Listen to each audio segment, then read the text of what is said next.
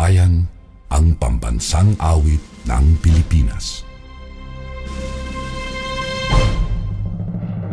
Kayang mag-ibig, telas ng sinangalan, alam ng puso, sa titik mo'y buhay. Lupang hinirang, kuya ka ng magiting, sa manluluping, di ka pasisingil, sa nagatak tutok sa simoy at sa langit mong pagaw, ay hinatang tulad, awit sa pagkayang minamahal. Ang isang ng matawad mo'y tagumpay na nagtitindig, ang bituin at araw niya kailan pa may di magtitindig. Luman ang araw ng walhaging pagsinta, buhay langit sa piling mo. Ang inigaya ng pagkay mga api, ang mamatay ng dahil sa'yo.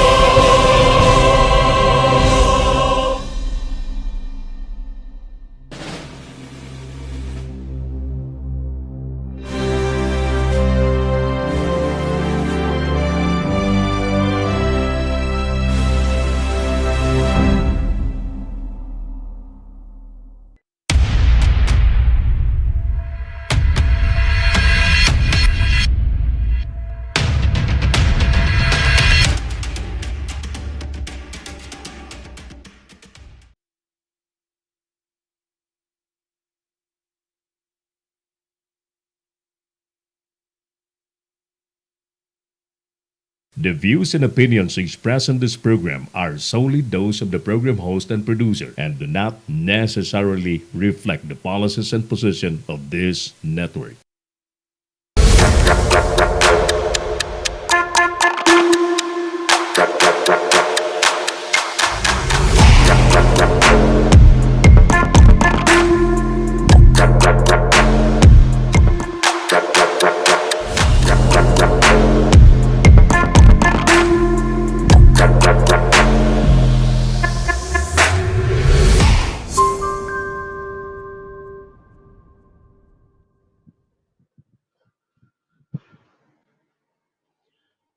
Magandang hapon po sa inyo lahat. Nandito na naman si Papa Angelo, the Life Mentor. Today is February 10, 2021.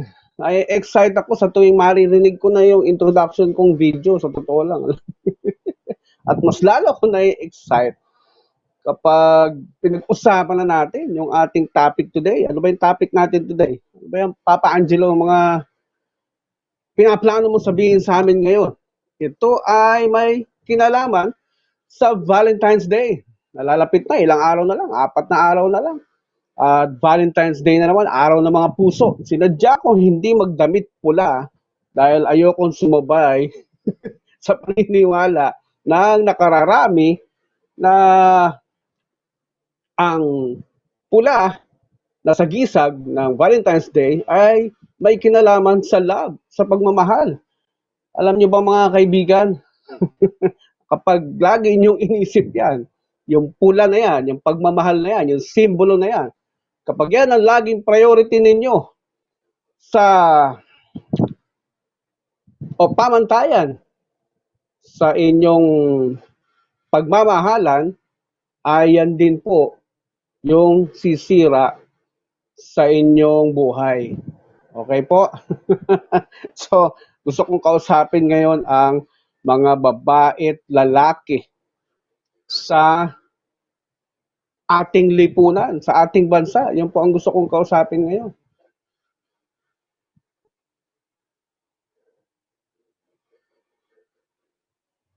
Alam nyo, yung simbolo na yan, yung pula, sa tuwing darating ang Valentine's Day, ito ay isang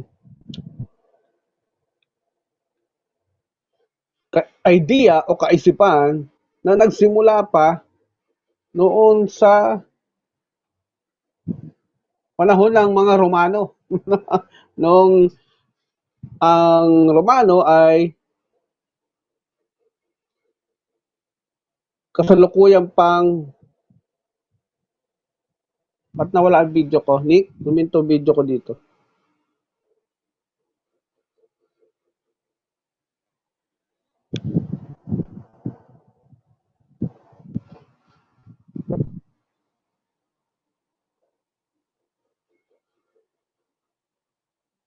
Yan, live na tayo ulit. Ang Valentine's Day ay naglalaman ng pulang simbolo. Laging pula ang simbolo pag pinag-usapan ang pag-ibig. Alam nyo ba, nakaka-excite pag-usapan ito kasi ito yung tinuro sa atin nung maliliit tayo. Ito yung laging sinasabi na si Cupido, no? Si Valentino, si Cupido ay silang dalawa. Kapag tinamaan ka daw ng pana ni Cupido, ay mahirap daw maintindihan o hindi mo na maintindihan yung feeling kapag ikaw ay tinamaan ng pana ni Cupido. Kapag yan ay talagang pinakinggan natin at pinaniwalaan natin, yan ay talaga magbibigay sa atin ng problema. Oo, isa na ako doon. Sa binigyan ng problema tungkol dyan sa paniniwalang yan. So, alam nyo, gusto ko kausapin ang lahat ng kababaihan at lahat ng kalalakihan ngayon, pati na rin ang inyong mga magulang o mga magulang ngayon na may mga anak na teenager na kailangang mabigyan ng tamang guide para the moment na sila ay panain ng Cupido ay maintindihan nila. Magkaroon sila ng tamang guide mula sa inyo bilang mga magulang nila. Kaya ang episode na ito ay nakalaan para po sa paksang yan at magtutulong-tulong po tayong unawain at intindihin lahat yan dahil masarap naman talaga ma-inlove, ano? At dito sa Pilipinas, talaga namang yan ay kinakarir. yung pagmamahal na yan, yung love na tinatawag. At yan din yung sumisira ngayon ng milyong-milyong pamilya. Yung milyong-milyong Pilipino ngayon na nakakaranas ng iba't ibang pasakit, krisis, problema dahil din sa salitang love. Bakit dyan galing yan, Papa Angelo? Ay, papaliwanag ko sa inyo isa-isa. Huwag masyado excited, ha? Dahan-dahan lang. Ang isa pang ugali ng nating mga Pilipino na hindi nakakatuwa ay kapag narinig mo sa katabi mo, sa kapitbahay mo, sa classmate mo na laging nasa huli ang pagsisisi. Tapos, hindi natin pinag-iisipan, ba't kaya sinabing laging nasa huli ang pagsisisi? Pag nangyari na sa'yo, na nagsisisi ka na, doon mo marirealize, ay, tama pala sila. Tama pala yung sinasabi nila. Kasi nagsisisi na ako ngayon. Hindi ko sila pinakinggan. Hindi ko sinunod yung payo ng aking mga magulang. Kaya eto ko ngayon, nagsisisi. Kaya pag meron kayo napakinggan na yung mga statement galing sa society, galing sa kapitbahay, alam nyo, kailangan nyo siyang pag-isipan. Kailangan nyo siyang namnamin sa inyong kaisipan. Ano kaya ibig sabihin nun? Na nasa huli daw lagi ang pagsisisi. Siguro nasira ang buhay nila. Magtanong ka uli, bakit nasira? Kasi ganon, ganyan. I-analyze mo ngayon niya. Kaya pag yan ay ginawa mong pamantayan sa buhay, yung line na yan, na galing sa society, yung nasa huli lagi yung pagsisisi, talaga namang, tapos wala kang ginawa, nagmarka lang sa isipan mo, ay balang araw talaga, isa ka sa magsasabi niya, nasa huli ang pagsisisi. Kaya, ang ating paksa ngayon ay talagang napapanahon. Tamang tao ba ang minamahal ko ngayon? Kung nagmamahal ka na ngayon, ha? Kung meron kang karelasyon, kung meron kang jowa. O sasaktan lang ako nito balang araw. O baka sirain lang nito ang buhay ko balang araw? Yun ang mga mahalagang tanong sa ating sarili na dapat nating talagang ina-analyze, pinag-iisipan.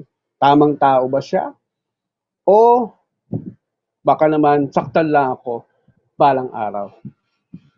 At eto nakakatawa din sa mga Pilipino kapag araw ng mga puso. Kapag Valentine's Day, ay punong-puno ang mga hotel. No vacancy o no vacant rooms. Puno-puno. At ganito kasi yan, kapag may karelasyon ka, tapos, babae, kapag sinabihan ka ng boyfriend mo na kung mahal mo ko, ba't di mo patunayan? Famous line yan ng mga lalaki.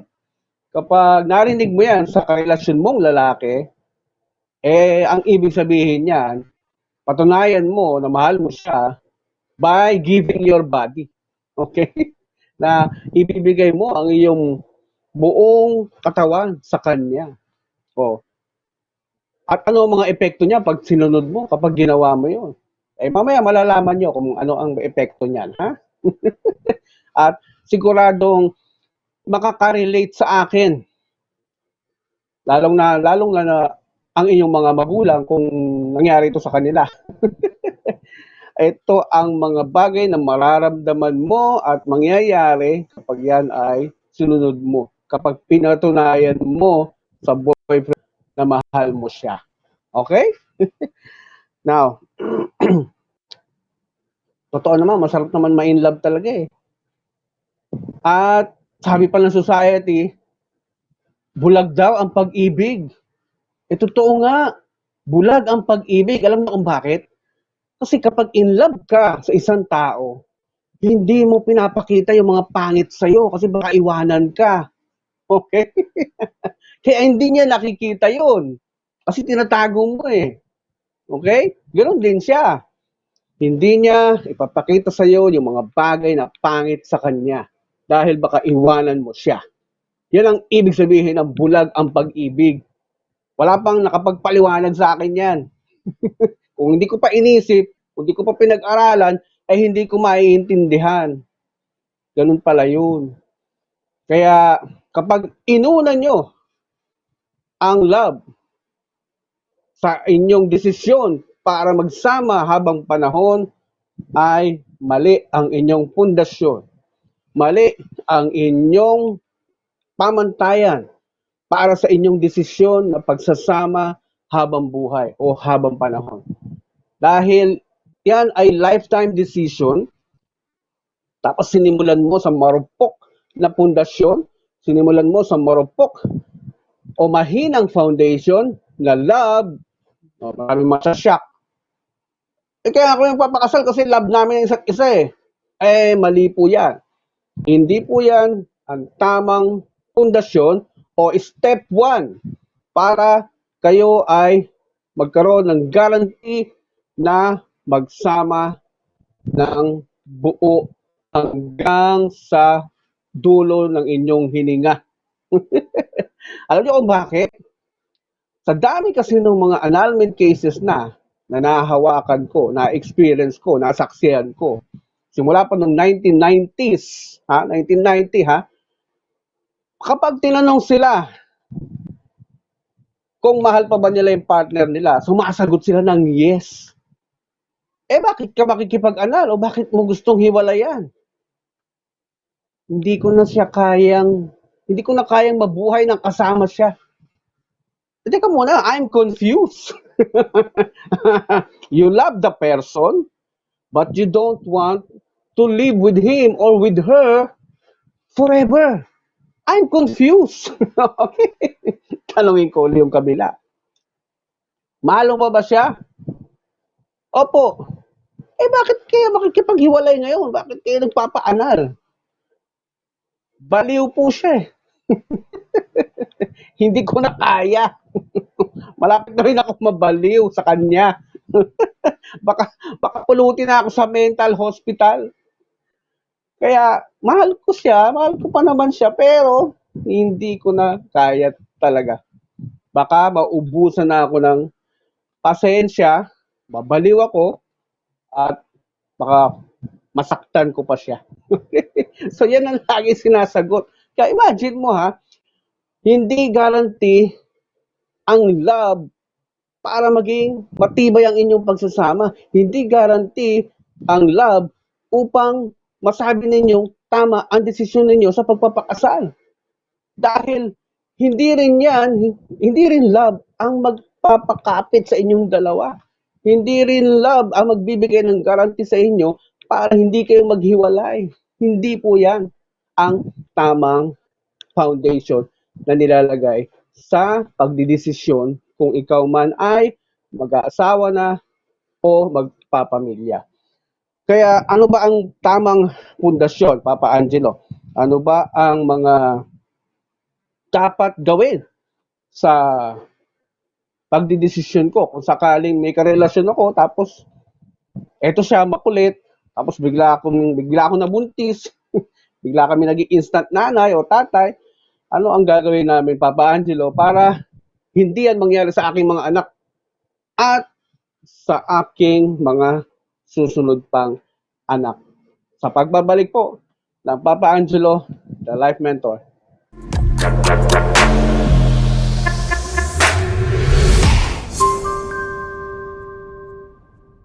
Gusto nyo bang makilala ang inyong business, kumita, sumikat at maging patok online or TV? Get more customers and grow your business.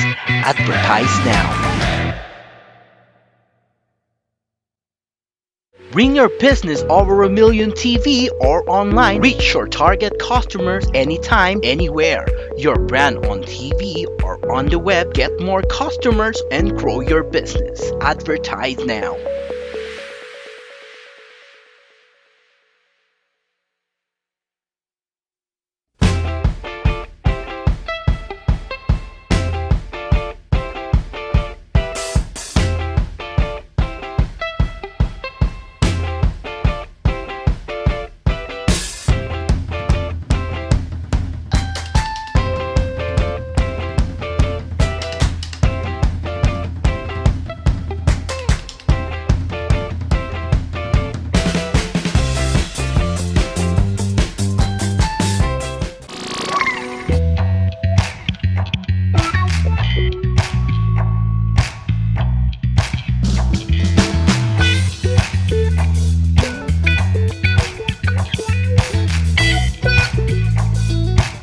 Alamin ang iyong status. Sama-sama nating labanan ang epidemya ng HIV sa Pilipinas. Ako po si Patricia Shirley Santos at lagi po tayong manood sa Leader News Philippines.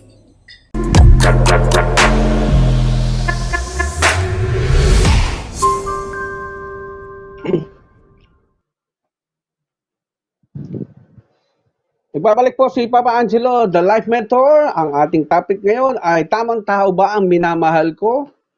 O sisirain lang niya ang buhay ko balang araw? Ayan ay pwede nyo rin itanong sa sarili nyo kung meron kayong prospect na nagkakagusto sa inyo o nagugustuhan mo. Yan ay dapat mong itanong ngayon bago pa masira ang buhay mo balang araw. Tama ba ang taong gusto kong mahalin? Ayon ba siya sa tamang pamantayan? Tamang guidelines?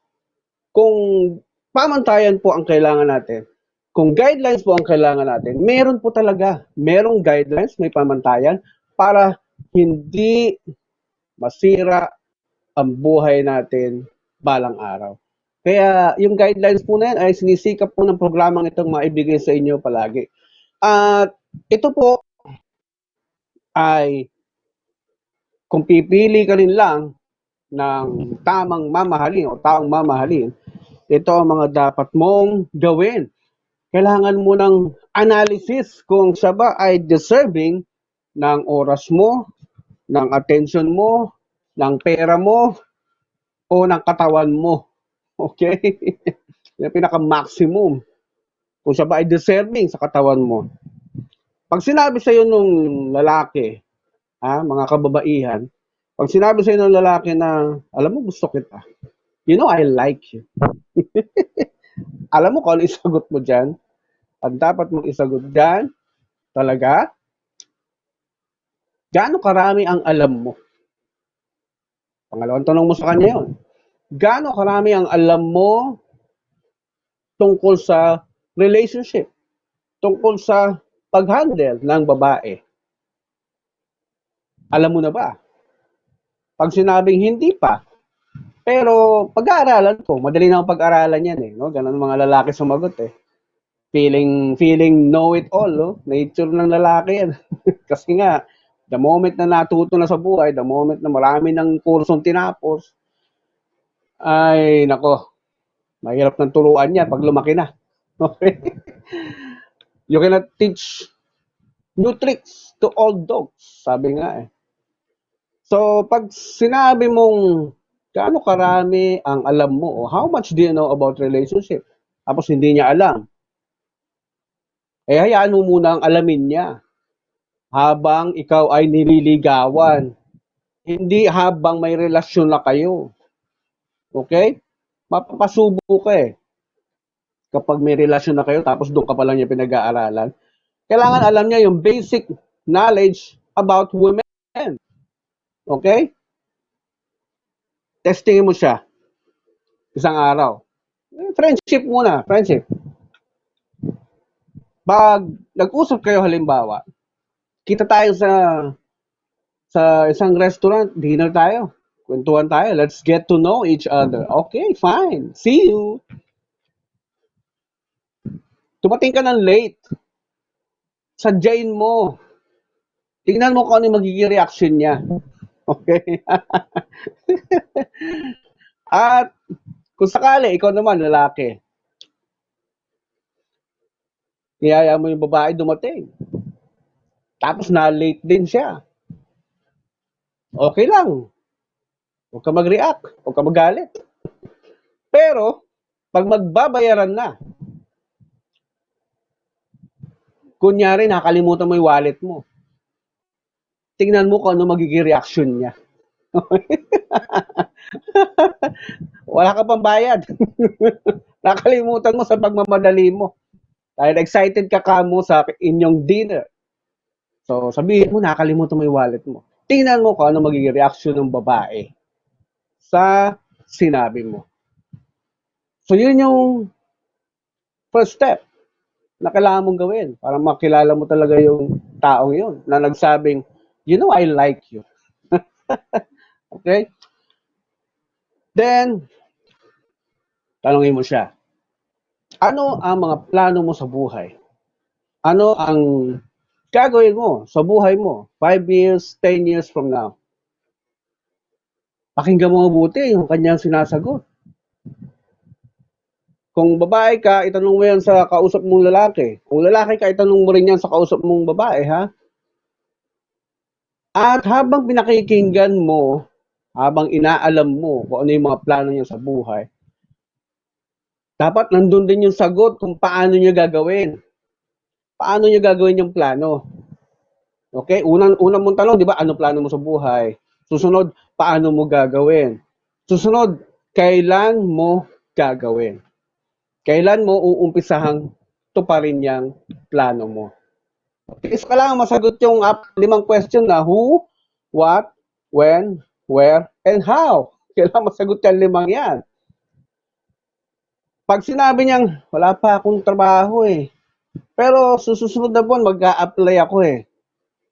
Sino ba ina-applyan mo? Ano na naman ginawa mo so far? Mag-a-apply na yan, di ba? Pag sinabi niyang, di ba meron naman akong parents na susuporta sa akin kapag gusto ko nang gawin itong plano na sinabi ko sa'yo. Nandiyan naman si mama at si papa. Eh, pag narinig mo yan, na ganyan ang sagot, eh, matakot ka na. Okay? Delikado yan. Okay? Then, tanongin mo rin siya.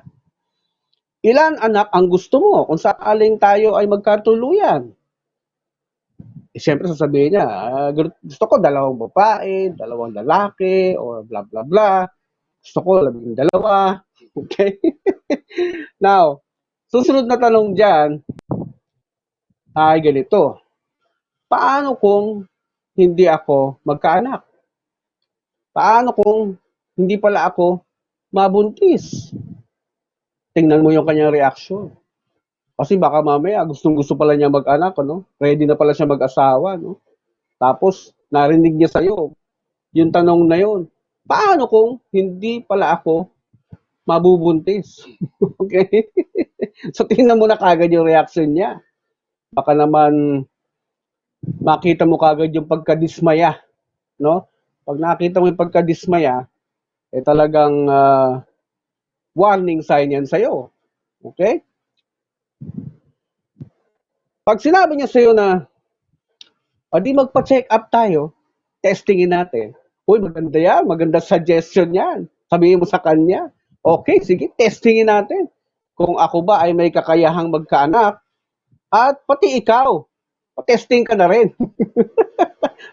Kasi wala ka pa namang inaamin eh. Wala pa kayong nilalabas na information kahit ano eh.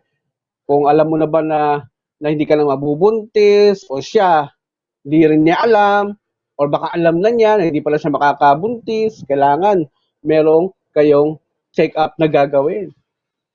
Kaya hindi pwedeng love lagi ang ibabaw eh. Hindi pwedeng mahal na mahal kita kahit ano pa itsura mo, kahit na ano pang kalagayan mo, mahal kita, kahit di tayo magkaanak, mahal kita. Naku po, wag ganon. Dahil talagang balang araw, hindi yung love na yan ang magpapakapit, magpapatibay sa inyong relationship na dalawa. Ngayon pa lang sinasabi ko na sa inyo. Meron akong isang kwento sa inyo. Love story ni Papa Angelo. O yung pagkakalat ha. Love story ko to kukwento ko. Ako ay 18 years old lang yata noon. 18 or 19. Nung ako ay na-involved sa isang Japayuki. Ex-Japayuki. Ang relasyon ko. Japayuki. Tapos, isang araw, niyaya niya ako sa Fort Santiago, sa Manila. Siguro nakaka 6 months na kami noon. 6 months na aming relationship. Makulay na relationship. Okay? Pagdating doon sa Fort Santiago, napakaseryoso nung pagtatanong niya. Yung usapan namin. Humarap ba naman sa akin, no? Walang holding hands, ha? Basta humarap. Ano ang plano mo sa mga susunod na taon ng iyong buhay? O di ako naman, proud na proud, sabihin ko yung mga plano ko. Talagang meron, may plano ko, dami kong plano. Kaya inisa-isa ko sa kanya. At nung masabi ko na lahat ng plano ko, nung masagot na yung who, what, when, where, and how, bigla siya nagtanong, nasaan ako doon? Okay? Nasaan ako doon? Hindi ko rin nasagot. Alam niyo kung bakit? Kasi hindi ko siya makita doon sa plano ko. Sakit man sabihin. Talagang wala akong planong totohanin siya noong mga panahon na yun.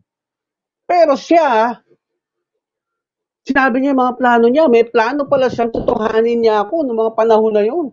Imagine nyo naman, 18 years old, 19 years old pa lang si Papa Angelo. Gusto nang totohanin. So, anong plano niya? Ganito sabi niya sa akin. Nandun ang tita ko sa Canada. Kinukuha na niya ako. At pagdating ko doon, ipipetisyon kita. Kukunin kita. At habang nandito ka sa Pilipinas, habang pinipetisyon kita, pinoproseso, ikaw ay mag-aaral. At pag-aaralin kita. Ako ang magbabayad, sabi niya. Habang nagtatrabaho daw siya doon.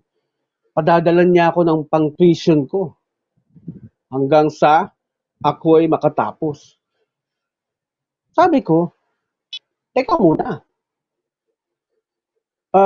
Parang hindi yata maganda sa isang lalaki na pinag-aaral ng girlfriend.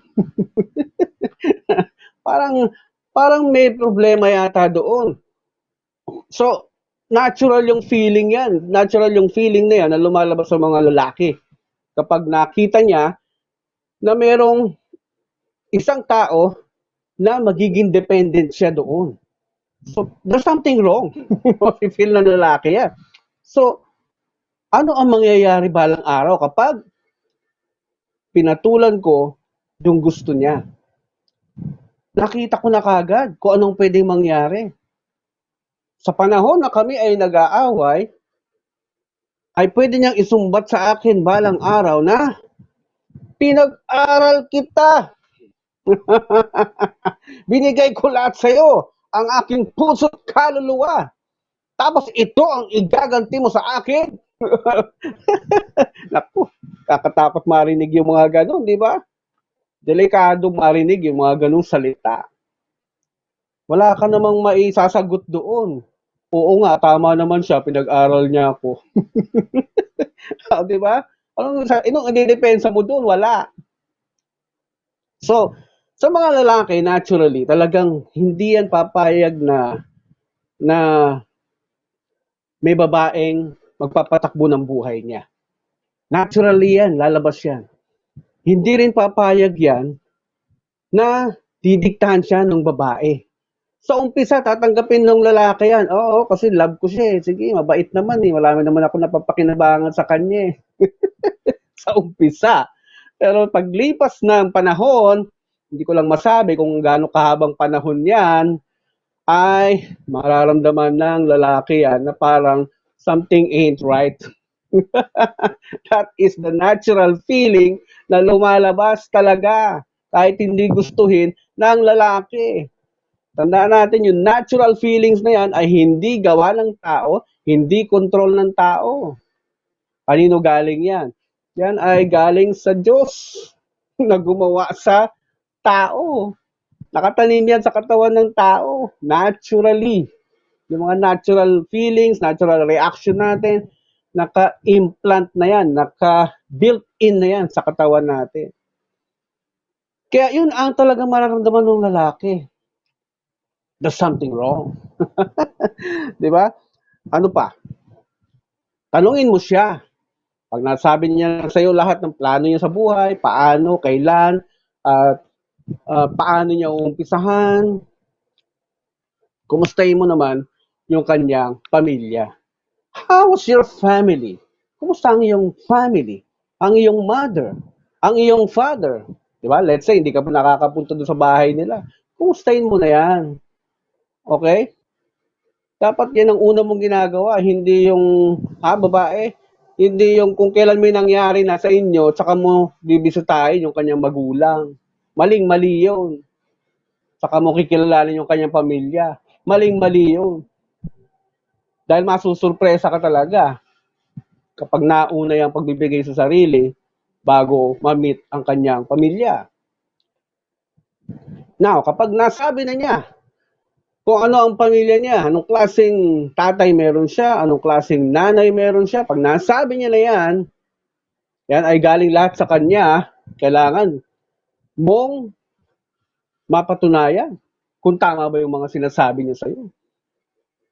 Invite mo siya sa kanilang sabihin mo na punta tayo sa bahay niyo. I want to meet your parents, I want to meet your family. Kailangan meron ganun, ha? Wala pang nangyayari, wala pang sex na nangyayari, silipin mo na yung kanilang bahay. Kasi gusto ko daw eh. Or love ka daw niya eh. At gusto mo din siya. Tapos love mo rin siya. Punta natin yung bahay mo. Okay? Ang purpose mo is to validate yung mga pinagsasabi niya sa'yo na impormasyon. Anong klaseng pamilya meron siya. Okay? Kasi pag siya lang yung pinagkunan mo ng impormasyon na yan, maraming pwedeng hindi totoo dyan. Dahil baka matuklasan mo, ayawan mo siya. Diba? So, parang sa korte yan eh. Pag sa korte, sinalang mo siya sa witness stand, walang ibang sasabihin niya kundi puro depensa sa sarili niya. Hindi pwedeng maging witness yung sarili niya sa mga bagay na inaakusa sa kanya. Okay? Kailangan may isa ka pang witness, hindi siya. Dahil puro depensa ang sasabihin niyan. So kapag may isa pang tao na nag-validate ng kanyang sinasabi, ayun ang totoo. Okay? Yun yung truth. Okay? O sabi mo yung mga kapatid, totoo ba na nahinto siya ng pag-aaral dahil nalulong siya sa drugs? Kung inamin sa iyan, ako ang swerte mo. Okay? Honest. Honest yung karelasyon mo. So, tanong mo yung kapatid, totoo ba nag-drug siya for a time, tapos na hinto ang pag-aaral niya? Pag sumagot yung kapatid na, oo, totoo nga niyan. Nagalit si mami and daddy sa kanya. Diba? Madudugtungan pa yung impormasyon. Yung hindi nasabi sa'yo, madudugtungan ng kapatid, yung kausap mo. Now, pag tinanong mo naman ako, Papa Angelo, hirap-hirap naman yan. Unang time pa lang akong bibisita sa family niya, tapos tatanungin ko na agad yung mga bagay na yan. Timing, iha. Okay? Timing. Huwag kang basta-basta magtatanong agad ng mga ganyan. Kung ikaw ay marunong magluto, sumali ka sa pagluluto ng mami. Mami, can I help you? O, di ba? Nilalagay mo na yung sarili mo dun sa pamilya niya. At sa pagluluto mo na yan, sa pagtulong mo sa pamilya na yan, magkukwento yan. Kahit di ka magtanong. Okay? Sasabihin niya sa'yo, yung lahat ng good and bad tungkol dun sa anak nila. Walang itatago yan. Oo. Except anak ka, maliban na lang kung anak ka ni Henry C. At alam nila, anak ka ni Henry C. Itatago nila yung mga pangit tungkol sa anak nila para matuloy kayong dalawa, magkatuluyan kayong dalawa. Oh. Pero kung di ka naman anak ni Henry C, o ni Gokong Wei, kusa nilang sasabihin lahat yan. Good and bad tungkol sa anak nila. Okay? So, yun yung magandang timing mo. Ano pa?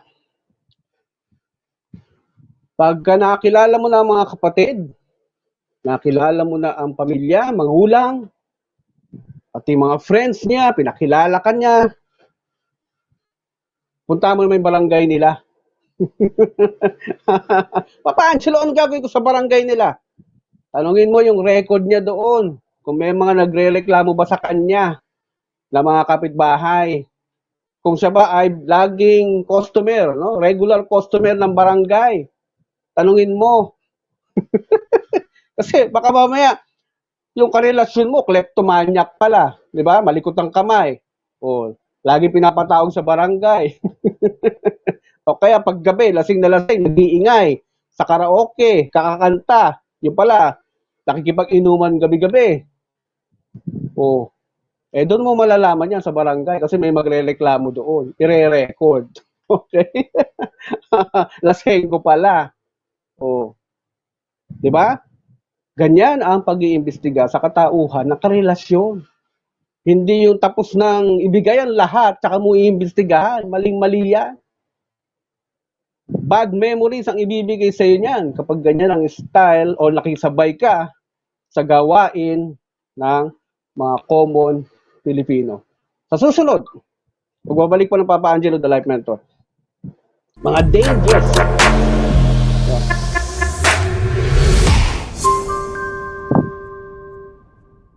Gusto nyo bang makilala ang inyong business, kumita, sumikat at maging patok online or TV? Get more customers and grow your business.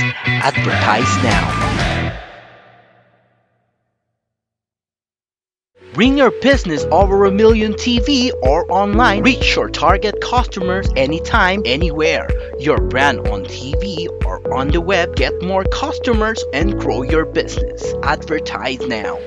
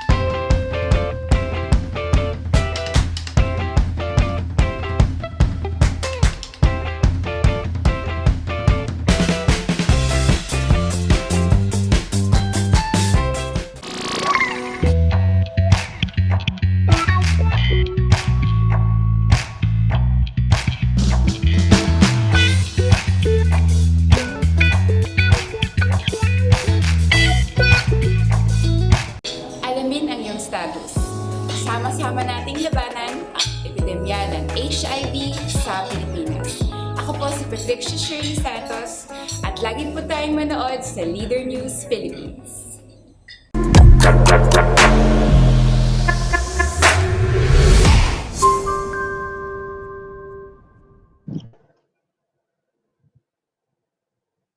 Nagbabalik po si Papa Angelo, the Life Mentor. Ang susunod kong sasabihin sa inyo, yung mga dangers of bonding in relationship, yung pakikipag-bonding, whether verbal or physical, or mental or emotional. Ito ang mga dangers niya na kailangan nyo malaman. Dahil bonding is a dangerous word. Bonding is like shooting webs at each other, according to Dr. Miles Monroe. Every time you speak to someone, you shoot a web. Every time daw may kinakausap kang opposite sex, ay meron kang binibigay na web. Parang si Spider-Man, di ba? Pagka inuunat ni Spider-Man yung kamay niya gano'n, may lalabas na web, no? It's like that. May kinausap kang opposite sex, you are shooting a web. Pag sumagot naman siya, gano'n din. She is shooting a web to you. Every time they listen to you, tuwing makikinggan ka daw nila, they get a web from you. And the more you talk to someone, the more webs are created. The more na tumatagal ang inyong pag-uusap, the more webs are created, no, sa opposite sex.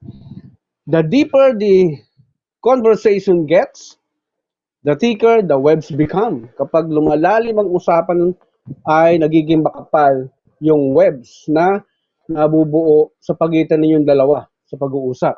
Okay? Whether single ka man o may asawa ka, o siya din, single man o may asawa, the moment you two, opposite sex, ay nag-usap, may mga webs na nakikreate yan. So, kapag humaba, tumagal, lumalim ang usapan, nagiging makapal na yung webs according to Dr. Miles Monroe. For example, binati mo siya, good morning, sasagot din siya, good morning also, or good morning too. Meron ng webs ng palitan, no? Shallow bond pa lang yun, shallow web, shallow bonding pa lang yung batian or greetings. Pag nagtanong uli, how was your family? Then, lumalalim yan kasi inaalam na niya yung pamilya mo. Okay? At ikaw din, pag nagtanong ka ng ganyan, inaalam mo na yung pamilya niya. So, malalim na bonding na yan. Kumakapal na yung webs dyan na tinatapon mo or binibigay mo sa kausap mo. Lalo na kung kinumusta mo pa. How was your eldest son? Makapal ng web yan. Malalim na bonding na yan kasi pumapasok ka na sa buhay niya. Okay? Kaya kung ikaw yung kausap tapos tinatanong ka ng ganyan, siya ay pumapasok na sa buhay mo. Deep bonding na daw yan. Delikado yan. Pag tinanong ka pa niya, what do you plan for yourself? 5 years, 10 years, 20 years from now? Eh talaga namang nandoon na siya. Nandoon na siya sa loob ng buhay mo. Sa loob ng bahay mo. Tumambay na. Kasi tinatanong ka na sa mga plano mo. So that's dangerous. That's a dangerous bonding. Siya ay pumapasok na or nangihimasok na sa iyong destiny, sa iyong plano sa buhay. Kaya nga magugulat ka eh. Kapag first meet up pa lang tapos ganyan na yung line of questioning sa'yo, syempre, you will not feel comfortable. Pero kung yung tao marunong, today magtatanong lang muna siya or babati lang muna siya, good morning. The next day, hindi lang good morning yun. May pangalawang question na yun. The next day, may pangatlong question na yun. May pang-apat na araw, 4 na yung question na tinatanong sa'yo. Inuunti-unti ka. May mga taong ganyan, no? May strategy. Okay? Matalino. Okay? Kaya, kapag nakapalagayan loob mo na siya, tapos naikwento mo na, kasi tinatanong ka na niya, kumusta ang family mo? Eh wala kang makausap. Siya yung talagang makulit.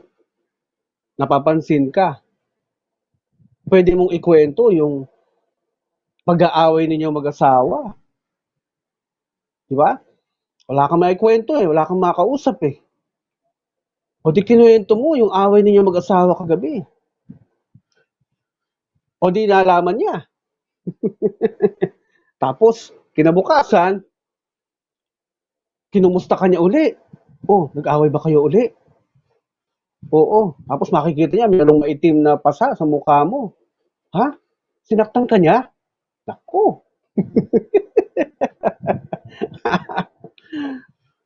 Magkalapit na kayo ng bahay, halimbawa. Alam mo kung anong gagawin ng lalaki yan? Babantayan na kayong dalawa kung inaaway ka niya. Kung inaaway ka uli ng asawa mo. Magbabantay na yan. Kung sinasaktan ka ng husband mo. Ganun kadelikado yan, misis. Kapag yan ay, kasal ka man o hindi, kapag yan ay nilalabas mo yung impormasyon na yan sa labas ng bahay nyo. Involved na siya ngayon. Babantayan ka na. At kapag nagkataon, pag natsyempohan niya na nag-aaway kayo, to the rescue yan, tatakbo yan, kakatukin yung bahay nyo. Ililigtas ka. O, ano na, eksena nyo. Sabihin ng husband, ito ba karelasyon mo? Ha? Kaya pala ha? Bang, bang, bang. So yan yung mga pwede mangyari sa inyo. Okay? Kaya, mag-ingat sa mga tinatanong sa ating kausap na opposite sex. Mag-ingat sa ating mga gustong malaman sa opposite sex. Delikado po yan.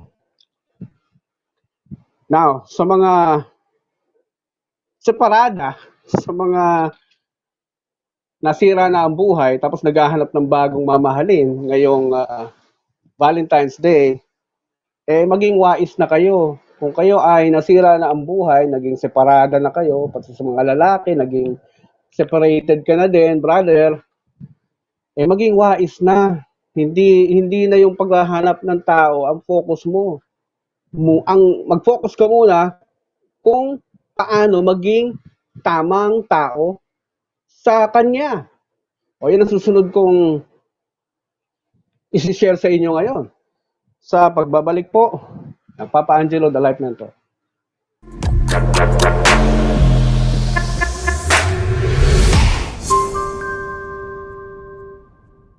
Gusto nyo bang makilala ang inyong business, kumita, sumikat at maging patok online or TV? Get more customers and grow your business.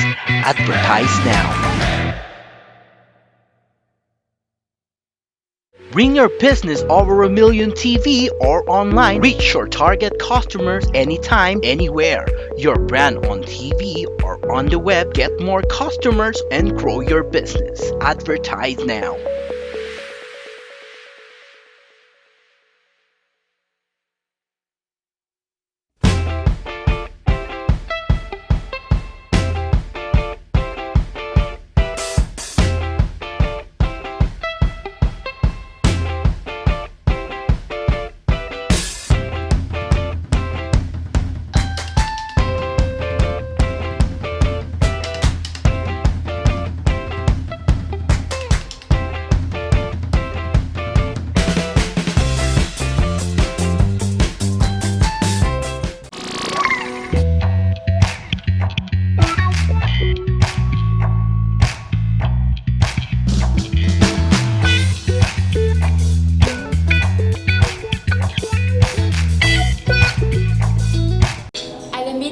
status. Sama-sama nating labanan ang epidemya ng HIV sa Pilipinas. Ako po si Patricia Shirley Santos at lagi po tayong manood sa Leader News Philippines.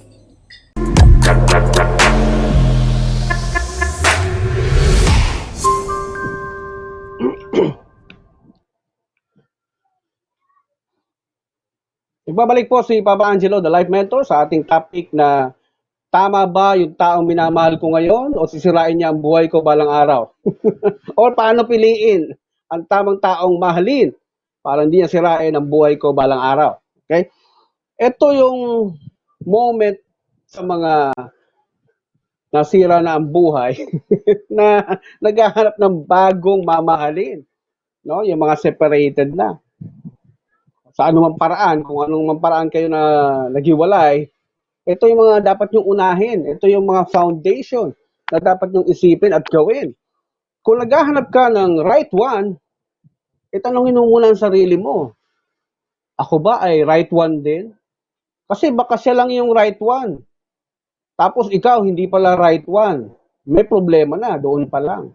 Naghahanap ka ng the right one, tapos hindi ka pa pala sure kung ikaw ay the right one din para sa kanya. Hindi pwedeng siya lang yung right one, tapos ikaw wrong one. Talagang iiwanan ka yan. Magigising siya. Mauuntog yan sang araw. Wrong one ka pala. Siya right one. So, kailangan parehong right. Okay? So, may mga counselors din tayo na nagsulat ng libro tungkol dyan at nakita ko magandang i-share yung kanilang mga sinulat. To get the right one, be the right one. Sabi dito sa librong Mag-asaway di Biro mula kay Vic and Avelin Garcia. Ipakita ang totoong pagkatao o kulay, no? Doon sa hinahanap mong right one o pinagsususpetsahan mong parang siya yung the right one for me. Ipakita mo na maaga pa lang yung totoong kulay mo, yung totoong pagkatao mo. Kung makadiyos ka, makadiyos ka. Kung hindi, huwag kang magkunwari. Ha? Hindi yung porque nililigawan mo siya, yayayain mo na palagi magsimba, tapos hindi ka naman pala dati nagsisimba. Maling-mali po yun, brother, ha? Maling style yun. Kapag hindi mo siya dating ginagawa at hindi mo naman talaga ugaling magsimba, tapos nagsisimba ka lang para pa-impress sa nililigawan mo, mali po yan. Okay? Dapat makadiyos ka na noon pa bago mo siya makilala. Hindi yung naging makadiyos ka lang, nung makita mo kasi makadiyos siya, laging nasa born again Christian fellowship, maganda, sexy, tapos nagustuhan mo yung ugali, kailangan magsisimba na rin ako. Mali yan, brother, ha? Kawawa naman siya. Yan talagang masisira ang buhay niya dahil sa iyo. Okay? Huwag mong gamitin ang Diyos. Huwag mong pakita sa Kanya na doon ka lang nagsimula magkagusto sa Diyos dahil sa Kanya. Maling-mali yan, brother. Okay? Kung gusto mong piliin ang Diyos, huwag mo muna siyang idamay. Okay? Mag-concentrate ka muna. Kung dati hindi ka maka-Diyos, tapos yung ginugusto mong babae ay maka-Diyos na, huwag mo muna siyang i-involve. Ikaw muna. Kayo muna ng Diyos mag-usap. Kayo muna ng Diyos ang mag-ayos. Okay? Lord, pagpatawad mo, ngayon lang kita nakikilala. Kayo muna. Okay? Establish mo muna yung iyong relationship with God bago sa Kanya.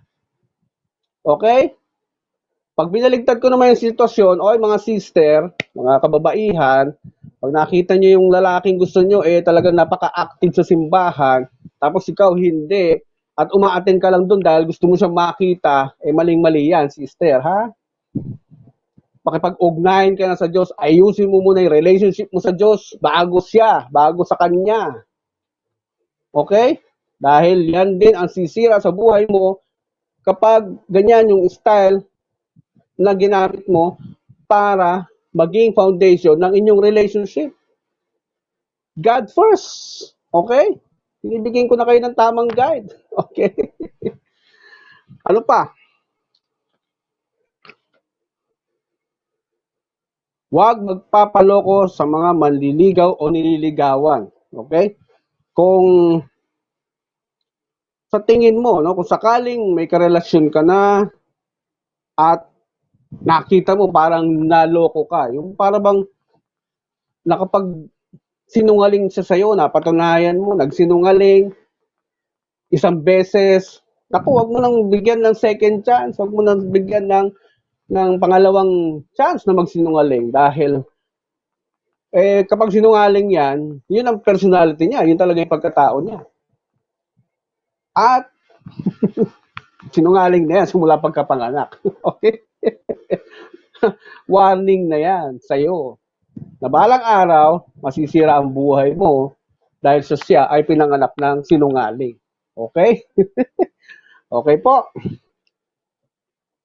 What else? Be careful during engagement. Mag-ingat daw habang kayo ay engaged. Bakit maraming lalaki, binata pa lang, nakikipag-sex na? Ang sabi ng isang lalaki, ang lalaki bago ikasal dapat binibinyagan muna. Kasabihan to ng society. Hindi ito galing sa Diyos. Parang practice para pagkasal na, marunong na. Saka wala namang mawawala sa lalaki. Sabi dito. Ang tanong, wala nga bang mawawala sa lalaki? During seminars daw nila, tinatanong nila yung mga participants kung may mawawala ba sa lalaki kapag siya ay nakapag-sex bago ikasal. Ang sagot ng maraming participants, wala. Lalaki naman siya eh. Yung iba, nagbiro pa. Mawawalan daw sila ng sperm o lakas. In most cases, wala nagsasabi na mawawalan sila ng virginity. No? Sa mga lalaki, wala sinasabing gano'n. Do you know the reason why a lot of men don't care about virginity? Because wala naman nagsasabi at nagtuturo sa kanila na importante yun. Totoo naman. Wala rin nagtuturo sa mga lalaki, kahit yung mga magulang, na nagtuturo na importante ang virginity. Kung meron mga magulang dyan na tinuruan ng anak niya tungkol sa virginity, taas po ang kamay. Papadala ko po ng bigas. Ngayon mismo.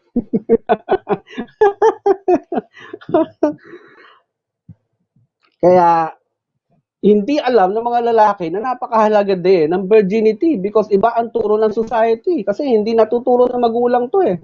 Society magtuturo sa atin. Kung anong ginagawa ng marami, yun ang nagiging katanggap-tanggap. Daw. Katanggap-tanggap ba yun sa Diyos? Hindi po. Ang mga lalaki, ganito daw yan, pakinggan nyo mabuti. Mawawalan kayo ng karapatang magalit kapag pinagpraktisan ang kapatid ninyo ng isang walang hiyang lalaki. Dahil pinagpraktisan ninyo rin ang kapatid ng may kapatid, ito ang mas masakit. Isang araw, nakita mo na ang babaeng pakakasalan mo at sa araw ng inyong honeymoon, nalaman mo na marami na palang nagpractice sa asawa mo. Hindi na pala siya virgin. At masamang-masama ang loob mo. Wala kang karapatang magalit dahil hindi ka rin virgin. Ang pinakamasakit, isang araw, pinagpraktisan ang anak mong babae. Sabi ng isang umaattendo sa seminar daw nila, Sir, tataya na yan. Galing, ano? Galing sumagot. Ang sagot daw niya doon sa participant na yon, sorry, wala kang karapatang magalit dahil pinagpraktisan mo rin ang anak ng may anak. Ayon sa kasabihan, ang anak na babae ay pambayad ng utang. Ito na naman, society na naman. Pagka anak ka ng babae, ay pambayad utang yan. Naku, ang sama minsan talaga magsalita sa society natin. Bakit? Alam niyo na bang playboy yung tatay niyan? No? Galing talaga ang ating mga kapitbahay magsalita. Ay, nako. Kaya ang payo sa mga lalaki, huwag mangutang para walang babayaran. Kasi talaga namang sisingilin sa iya. Okay? Ano tawag dyan? Alam nyo na, yan yung karma. Okay? Paano kung nakapangutang na? Sagot ng isang participant daw. Ang sagot daw niya ay, huwag nang dagdagan para konti lang ang babayaran. Okay? Sa kanilang pag-aaral daw, maraming lalaki naglaro noong binata pa siya, kaya nahihirapan makontento sa iisang babae. Dahil sa dami ng kanyang tinikman noong binata pa siya, lalong-lalo na kapag nakikita pa niya ang mga babaeng naging karelasyon niya, kaya ang payo ko sa mga lalaki, huwag mag-practice outside marriage. Okay? Magbibigay sa inyo yan ng hindi magagandang alaala. Okay? Closing part ng ating programa. Alam nyo, kung paano nyo uumpisahan talaga na maging karapat-dapat kayo sa inyong mamahalin? So I'm talking to everybody, male and female, parents, ituro po ninyo sa mga anak nyo to. Kung ito ay hindi nyo po nalalaman, unahin nyo talaga ang knowledge para may maituro kayo. You cannot teach what you do not know. You cannot know what you do not have. you, you cannot give what you do not have. Ganun po yun eh. So, alam nyo, ang unang-unang kautusan ng Diyos talaga, love the Lord God with all your might, and yun ang kauna-unahan mong dapat gawin. Kilalanin mo ang Diyos, kilalanin mo ang kanyang mga prinsipyo, kilalanin mo kung paano mag-isip ang Diyos, kung paano siya mag-strategy sa kabuuan ng Biblia, yung mga pangyayari doon, basahin mo ang kanyang kilos, basahin mo yung kanyang mga plano, yung kanyang mga sinasabi. Pag nakilala mo ng husto ang Panginoon daw, ay makikilala mo mismo ang iyong sarili. The moment you know Him well, our God, you will know yourself more. Kasi we are created in His own image. Ganun po ang mangyayari. Magkakaroon ka ng transformation. Makikilala mo ng husto ang sarili mo kapag inuna mong kilalanin ang Diyos. Dahil we are created in His own image. Yung karakter niya, dala-dala natin yan. Genesis chapter 1 verse 26. So, the more you know about yourself, about your vision or what you want to achieve in life, kapag yan ay nalaman mo na lahat, natutunan mo na lahat, napag-aralan mo na lahat, alam mo kung sino lang ang mga dapat mong kausapin na tao.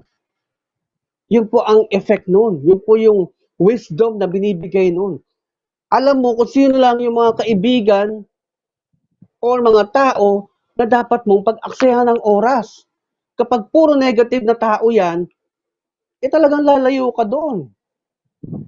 Mas gugustuhin mong kausapin yung mga taong magdadala sa'yo doon sa vision mo, doon sa pangarap na nakita mo. Dahil pinag-aralan mo. Pipiliin mo talaga yung mga taong kakausapin mo kasi pagsasayang ka ng oras doon sa mga taong negatibo. Hindi sila makakatulong sa'yo para tuparin yung dreams mo, yung visions mo. Ang sasabihin lang nila sa'yo, ikaw? Ganito ka nga eh. Kilala ka namin eh. Diba? Puro ka lang umpisa eh. Pwede kang ganunin ng mga taong yun, mga taong negatibo, mga kaibigan mo. Kaya the moment na nalaman mo lahat yan, pagkatapos mo makilala ang Diyos, makikilala mo sarili mo, malalaman mo na kung ano yung mga priorities mo sa buhay. Kung sino lang yung mga dapat mong kausapin. Dapat yung mga taong tutulong sa'yo magdala doon sa destinasyong gusto mo sa buhay mo. Kung pag-uusapan naman ang mga magiging karelasyon, siyempre alam mo din yan kung sino ang mga dapat mo ding makausap. Kung siya din ay may sariling pangarap, may sariling destinasyon sa buhay, mahal na mahal niya ang sarili niya, nakikita mo yun sa kanya, ay, naku, napakagandang kausap niyan. Okay? Napakasarap maging kausap niyan sa maghapon. Hindi ka magsasaya ng oras dyan because alam ninyong dalawa ang purpose ninyo sa buhay, kilala ninyo ang inyong mga sarili. Nagre-reflect kasi yan, no? The moment na nakakita ka ng taong maayos manamit, maayos magsalita, very confident, nagra-radiate yan eh.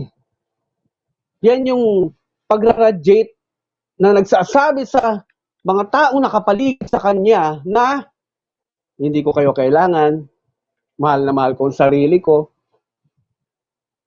I don't need you. I don't need your opinion of me. Hindi ko kailangan kung anong opinion mo. Basta ako, mahal na mahal ko ang sarili ko. Yun yung magra-radiate sa kanila. Kapag ganun yung expression or manifestation na lumalabas sa'yo. At kailan lalabas yan? Kapag nakilala mo na ng gusto ang iyong sarili. Ano yung pagkakilala sa sarili mo? Dapat alam mo kung ano yung weaknesses mo, ano yung mga hindi mo kayang gawin, ano yung limitation mo, ano yung kaya mong gawin, ano yung mga pwede mong gawin. Yun po ang dapat nyong gawing batayan or basihan para maging tama ang ating mga desisyon sa buhay. At yan ang magbibigay sa inyo ng tamang klase ng buhay. Kaya nga, sabi ni Dr. Miles Monroe, to be successful in life, wala kang ibang gagawin kundi kunin ang tamang knowledge. When you get that tamang knowledge, understand it, unawain. And when naintindihan mo na, kapag na-understand mo na lahat, yung knowledge na yan na in-acquire mo, i-apply mo. Pag na-apply mo na, that becomes a wisdom. Nakasulat yan sa Proverbs 24, verse 3 hanggang 4. Ituloy mo pa yung pagbabasa doon. Naandyan yung formula na binigay ng Diyos to be successful in all areas of life natin, maging sa relationship. At kailangan yung knowledge na kukunin mo ay tama. Yung katotohanan. Anong sinabi ni Jesus dyan? I am the way, the truth, and the life. Ano ibig sabihin nun? Siya ang daanan patungo sa katotohanan. Ano yung katotohanan na yan? Original information, original truth. Yung source, pinag-umpisahan ng isang bagay. Pinag-umpisahan ng relationship ay Diyos. Siya lang ang makakapagsabi kung paano ka magiging matagumpay sa iyong relationship sa tao. Kaya, yun po ang gamitin din nating tamang guide or batayan upang maging successful ang ating pakikipagrelasyon sa kahit sino mang opposite sex. Mga kaibigan, alam niyo po, napakaganda pang pag-usapan ito sa mga susunod na panahon, pero kulang na tayo sa oras ngayon. Naway marami kayong napulot na aral or mga bagay na kailangan ninyong gawin upang makamit natin yung tamang klase ng buhay. Dahil kapag may tamang guide tayo, talagang magiging basehan natin yun para maging tama ang ating desisyon. At kapag may tamang desisyon tayo, nagkakaroon tayo ng tamang klase ng buhay. Dahil ang buhay doon natin ay parang biyahe. At sa bawat biyaheng ginagawa natin, kailangan natin ng GPS, kailangan natin ng guide para marating natin ang ating destinasyon. Napakahalaga po niyan, GPS na yan sa ating buhay. Hindi natin talaga kayang marating ang isang bagay kapag wala tayong tamang guide. Pag wala yung tamang guide na yan sa inyong biyahe, maraming pwede mangyari. Pwede paikot-ikot yung biyahe ninyo, magtagal kayo doon, masiraan kayo, maubusan kayo ng gas, at baka may mangyari pang hindi maganda. At baka wala lang second chance. So, wag na nating hintayin pang mangyari yun. Bago tayo bumiyahe sa ating buhay, magbaon na tayo ng tamang guide. Ito lang po ang episode 1 ng ating topic tungkol sa pag-ibig, sa pagmamahalan, sa Valentine's Day. Sa Biyernes po, ang susunod nating pag-uusap tungkol dyan. Mas marami pa. Mas kapupulutan nyo pa na maraming aral. Subaybayan nyo lang po. Muli, ito po si Papa Angelo na nagsasabing malaki po ang aking paniniwala sa tamang guide natin sa buhay na dapat meron tayo upang makamit natin yung inaasam nating tamang klase ng buhay dito po sa ating bansa. Maraming salamat po sa inyong pagsubaybay at sa in behalf of Leader News Philippines, please like and share our page para sa mas maraming Pilipino pa ang makaalam ng tamang guide sa buhay. Thank you!